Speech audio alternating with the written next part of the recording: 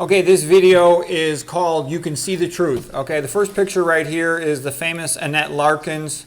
She's 70 years old in this picture. She looks like she's about 35 or 40. Here's her husband. He's also around 70 years old. He looks like the typical 70-year-old American guy. He's got the big fat belly. You can bet that he's hypertensive. You can bet that he's diabetic. Typical American, overweight. You can bet that he's got coronary artery disease. Okay. So anyways, this picture is old. It's at least 10 years old. He has subsequently died. She's still alive. But I'm just making the point. And not everybody will get these results, okay? But he owned like a butcher shop, delicatessen type place. And she was kind of disgusted by the smell of the meat, so she became a vegan. And they live in Florida, so she was able to grow food in her backyard, a lot of her food. And anyways, she looks fantastic, okay? Annette Larkins, most beautiful grandmother.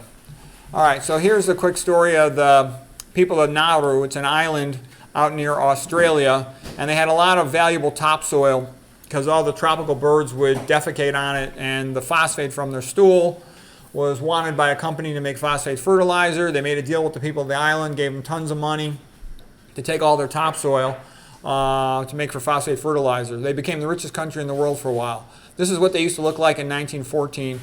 Because they had lost all their topsoil, they couldn't grow any food, so they had to ship in a whole bunch of processed food. From eating processed food, they become the fattest people in the world. Average adult weighs 230 pounds, okay, 232 pounds. So a cautionary tale. Dr. McDougall had said, the fat you eat is the fat you wear. Dr. McDougall had said, you can see the truth. Just look at the starch-eating populations. They're skinny, okay? And he also said the biggest toxin in the Western diet is the fat. And Nathan Pritikin also said the way you divide diets, there's two main categories of diets. There's high-fat diets and low-fat diets. That's the most important distinguishing difference in diets, all right? Okay, Dr. McDougall, this is from his book, The Starch Solution. He pointed out all the large, healthy populations eat starch-based diets, you know. Sweet potatoes in South America, the Caribbean, Okinawa. You know, the Middle East was the bread basket, so to speak. Rice in the Asian countries. Okay, potatoes also in Ireland, corn in Mexico, for example, also in Kenya.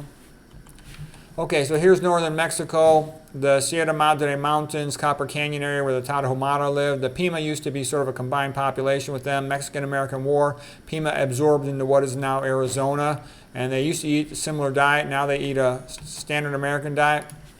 So let's take a look at the Pima. Here's what they used to look like, you know, fit, tough-looking, masculine guys looking like a college wrestling team, okay? Then, absorbed in Arizona, they eat the standard American diet. They're all fat and sick, okay? They got tons of health problems. They're notorious for tons of gallbladder disease and all these other problems. Most gallstones, like 95% of them are cholesterol gallstones, precipitating in the bile, supersaturating it with cholesterol, precipitate gallstone.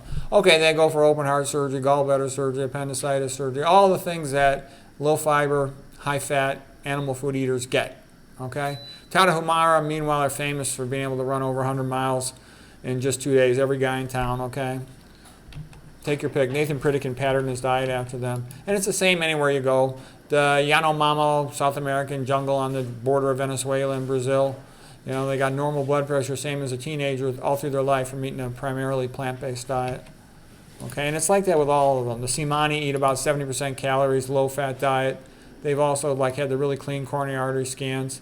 Here's a Bruce Lee movie, and you know, it's like Bruce and all the extras. Everybody's skinny except for Bolo, and he's, you know, taking anabolic steroids.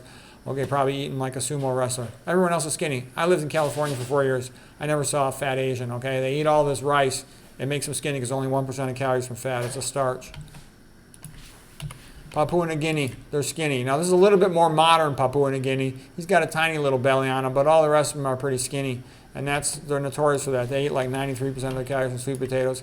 And I saw it in myself. I went through my fat phase in my 30s, and I got up to 220, which is pretty fat for me. So then I, you know, became a vegetarian. I wasn't fully vegan, but I lost all the weight when I went vegetarian. I was a skim milk, lacto vegetarian for a while, but then I realized prostate cancer and a few other problems are increased by milk. So I stopped with the milk. It was probably about 7 years ago now. So anyways, you can see the truth. There's the point. Just a quick summary of that.